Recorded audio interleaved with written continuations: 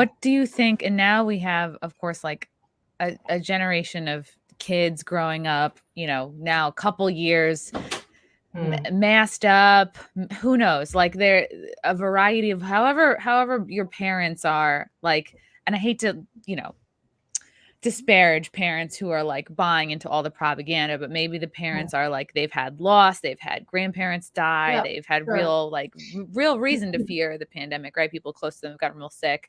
Maybe they're like so anal, so all about the mask, too much sanitization, and it's like ranging from, you have parents that are very like red pilled and awake, and they're like, okay, well, maybe they haven't had anyone close to them die, and they're like, this is basically the flu with a better publicist, and, you know, go out, play, see your friends. And I know that there are some examples of kids that I know, like, because they are friends with my boyfriend's son, who's like 10.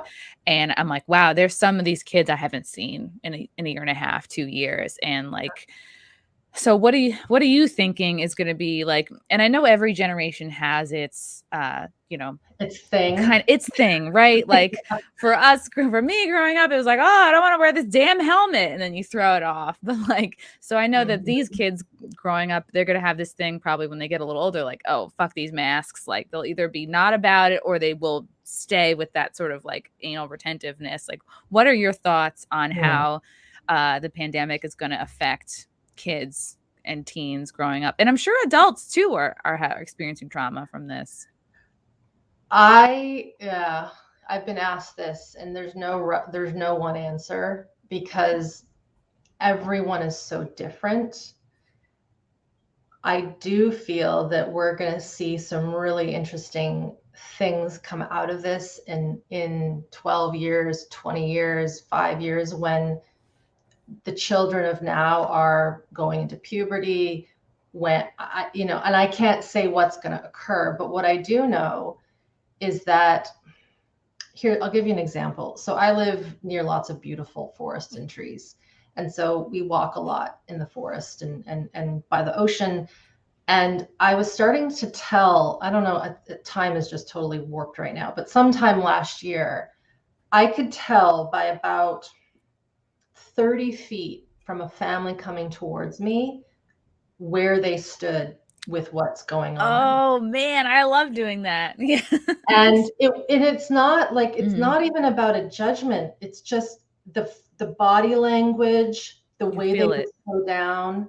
I'm just an innocent bystander walking with my husband on a forest walk, and some just would keep walking and others would slow down, and you would see them start to veer.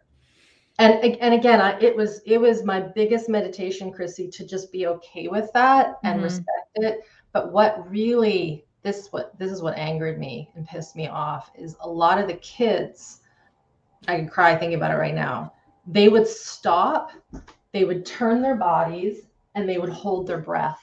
Oh man, see that. I'm not exaggerating. Like, I feel that too. Like adults, you can make up your mind, you can change at any time, but like you are imprinting these kids to be afraid of air.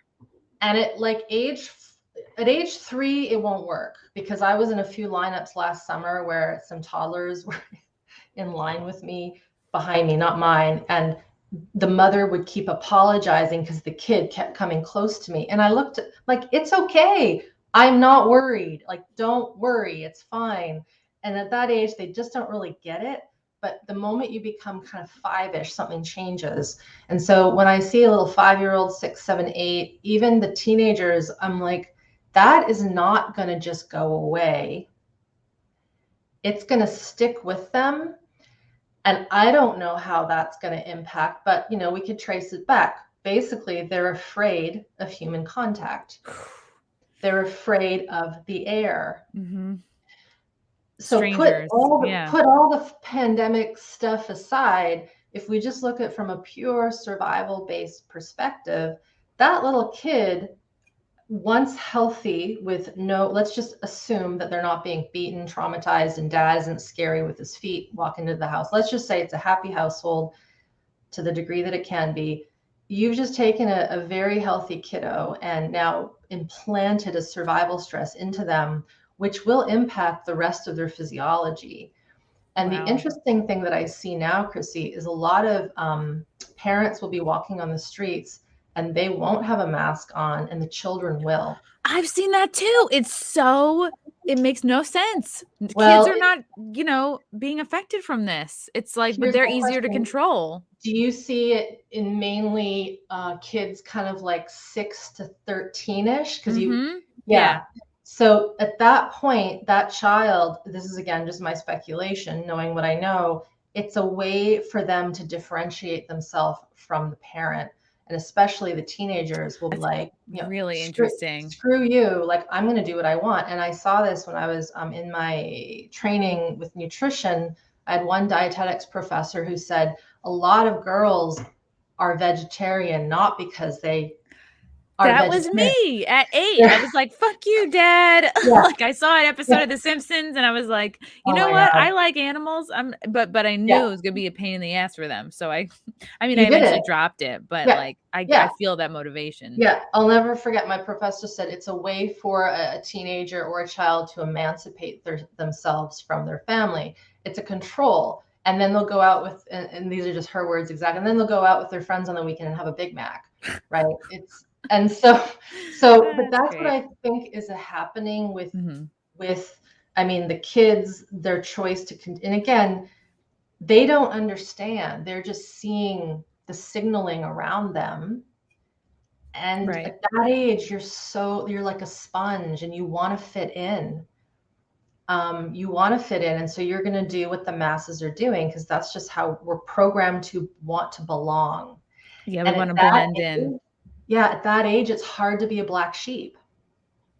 It's very hard to be a black sheep, And so anyway, I don't know what's going to occur. I'm worried about the infants who are with family members who are keeping their masks on. Oof. I'm very worried about that because this face of ours, we haven't gotten into the science, but one portion of the autonomic nervous system is called the parasympathetic. Have you ever heard of that one? Yeah, I have. Yeah. Okay. So the parasympathetic nervous system, it slows things down, but it's more complex than that. One portion is not fully built when we're born.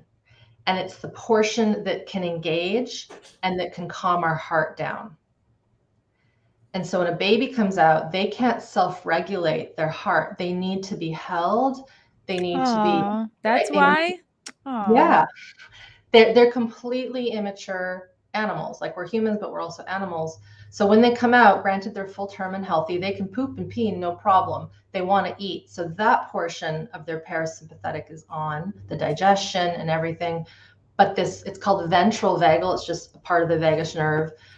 But if you don't get that, you aren't going to be able to pick up cues.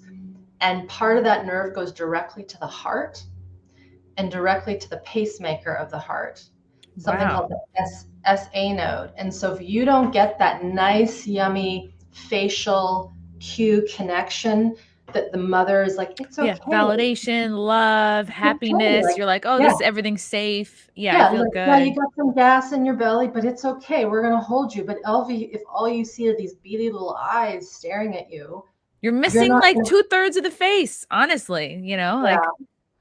I just watched the remake. I just rewatched The Matrix the other night.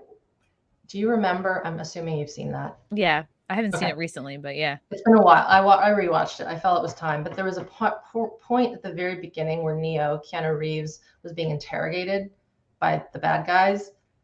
And they sealed his face. Do you remember that? Oh, yeah. Do they like wipe his mouth away or they seal it off? It's really interesting effects. And he's trying to talk. That's so scary. It's kind of weird. And I looked at him like, he looks really strange without a mouth, And I know that they were doing it about silencing him and not allowing him to speak. But when you look at a face without a mouth and without cheeks, eyes don't really change very much. You can smize, but like they dilate. Not everybody can smize. Yeah, you're right. It's your eyes can only express so much, and like your eyes can be expressive, but when you take the rest of the face in context, meant to be together.